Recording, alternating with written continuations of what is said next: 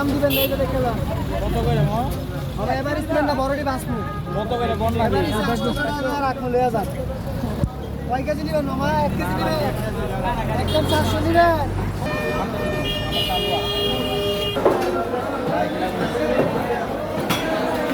মা বোয়াল কত?